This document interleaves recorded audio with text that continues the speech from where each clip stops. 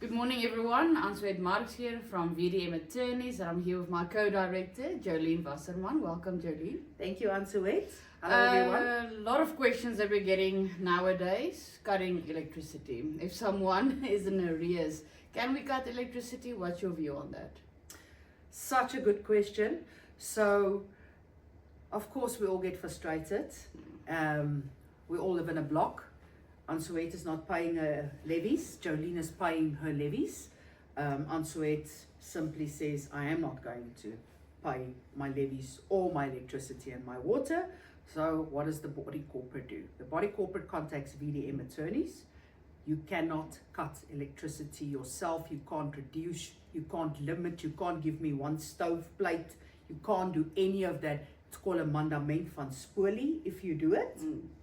So what do? You contact VDM attorneys, you contact Ann-Suhet Marks, and we will apply to the High Court in the various provinces for a disconnection order to ask the High Court for a disconnection of the utilities.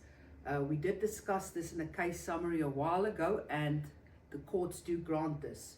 Ann-Suhet, a question to you. What would that cost if a client comes to us? So I think it depends on the urgency, and I mean we're speaking about electricity and water now. Yeah. So we've had it both ways, I think, and everything, where everything was just cut as well.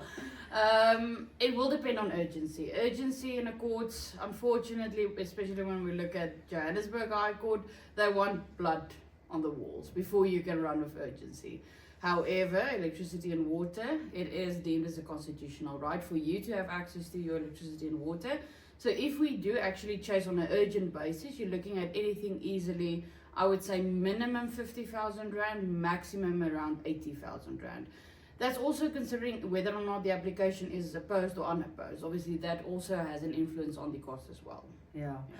And I think another thing that the courts actually look at is your right, your constitutional right versus to have water and electricity versus the scheme's right to get contributions in and to actually maintain it as a business and to pay Eskom or the various municipalities, and I see more and more that the courts are granting this disconnection orders due to the fact that the body corporate, so say 80% of members is paying and there's 20% not paying.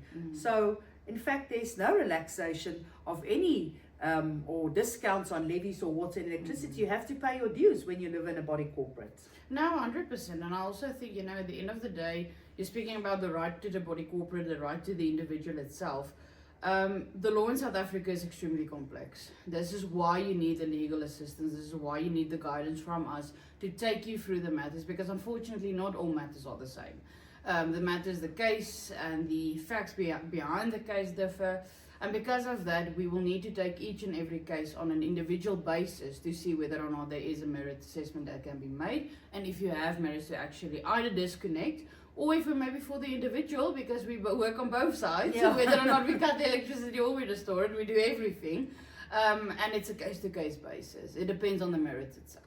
Yeah, I think lastly from me, Ann-Suhet, it's a very good point that you made is, say they just disconnected my electricity and water now. That's of course against the constitution without that court order. Yes, you need the order to disconnect. Absolutely. Yes. So it goes both ways, and I know the CISOS has a 48-hour turnaround time if they did disconnect my water and electricity, because it is an urgent matter at the CISOS as well. So if you would like us to help you with that as well, just contact our offices. All right.